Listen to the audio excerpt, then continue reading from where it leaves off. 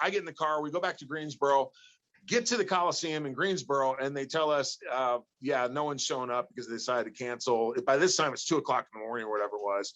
They decided to cancel rehearsal, so you come back tomorrow. So I'm like, well, that's great. We're going to rehearse this thing, and now we're not going to rehearse the thing. We'll just fire this deal up live. Okay, sounds like a wonderful plan. So get to the arena the next day. You're getting set on fire. Yeah, I'm getting set on fire. Yeah. Well, we don't need to rehearse it. John. So they brought some stunt people in from Hollywood to do the burn. And I had like this faux sleeve. I was wearing 2 sleeves at the time. No, I'm sorry. That was when I had the 1 sleeve outfit.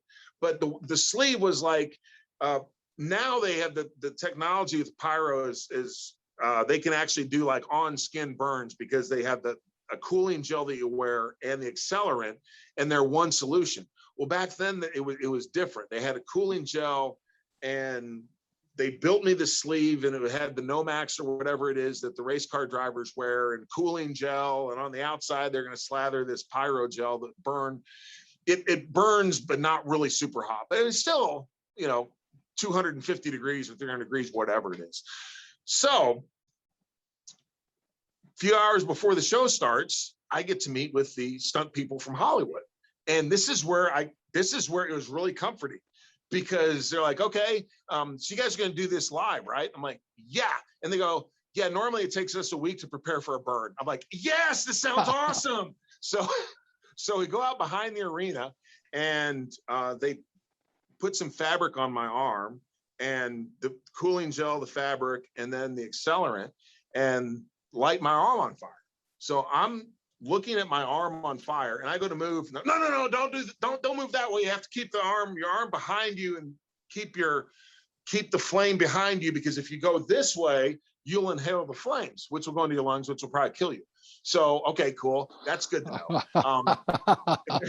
And as soon as you feel any tingling whatsoever, you hit the ground, because that means that the cooling gel has evaporated, and you have about a second before you start getting 3rd-degree burns. Okay, again, nice to know. So then we go out, we do the match, like you said, John. It was a 30-minute match. The problem with the Inferno match is a great concept, and I thought that was actually technically one of the better matches that Mark and I had, but it was hard. At the time, you beat your opponent by setting him on fire, but the dadgum flames were so hot you couldn't get within 5 feet of them.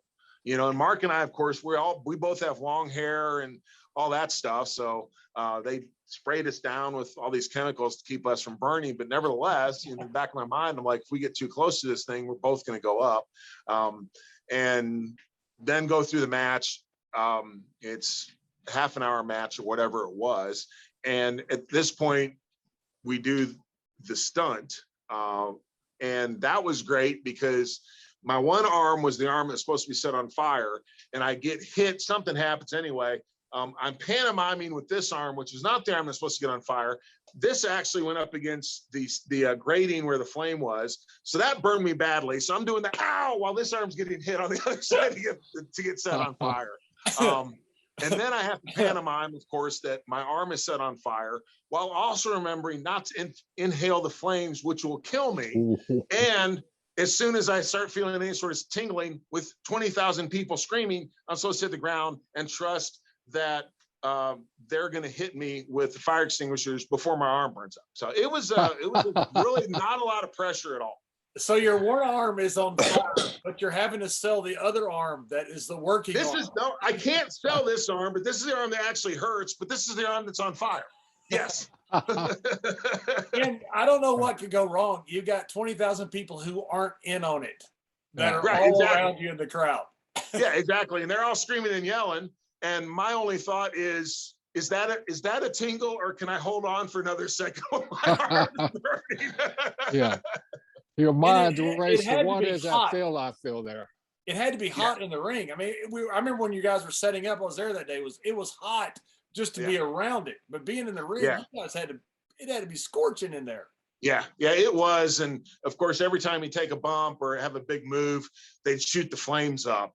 So yeah, it was hot. And seriously, you couldn't get within about 3 feet of the flames before it became very uncomfortably hot. Glenn, I don't know if you remember this, but I was the flame man. I had to set at ringside there, and I was on headset with Vince. So of course Vince, he gets in those playful moods, and you got to go along with him. So, you got. He gets in a playful mood, and I'm standing in a barbecue pit. Yeah, you guys will get barbecued, and so you guys will get closer and hit him. Well, I was instructed just on the bumps when I hit the flames, they'd shoot up, and like you said, it was so hot sitting there, but you guys would just get close to it, and Vince would want me to hit the damn flame. So don't blame that on me. It was all Vince McMahon's. No, and seriously, when they would hit the gas and shoot those flames up, I mean, it was like opening a stove. I mean, it was right, boom, it was hot.